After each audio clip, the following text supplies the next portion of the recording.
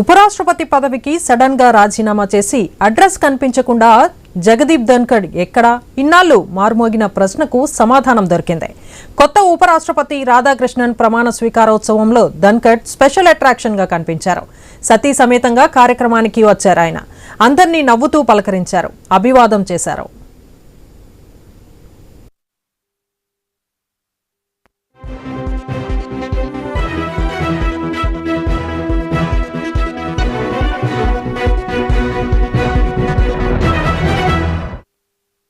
రాష్ట్రపతి భవన్లో జరిగిన సిపి రాధాకృష్ణన్ ప్రమాణ స్వీకారంలో అందరి దృష్టి ధన్కడ్ పైనే నిలిచింది.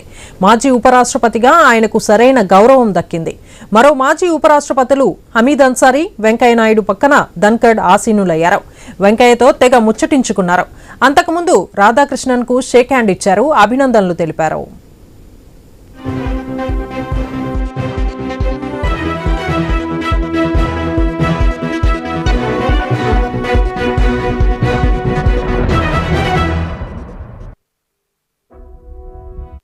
మాజీ ఉపరాష్ట్రపతులు వెంకయ్య నాయుడు, జగదీప్ ధన్కడ్ ఏం మాట్లాడుకున్నారు? అందరిలో ఆసక్తి రేపిన ప్రశ్న ఇది.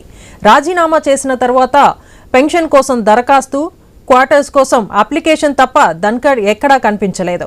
ఆయన రాజీనామా అనంతరం పరిణామాల చుట్టూ రాజకీయం కూడా నడిచింది.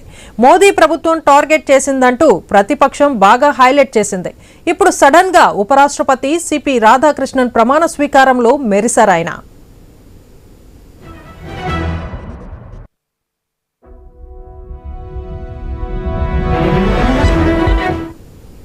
జూలై 21న ఉపరాష్ట్రపతి పదవికి రాజీనామా చేశారు జగదీప్ ధన్కడ్.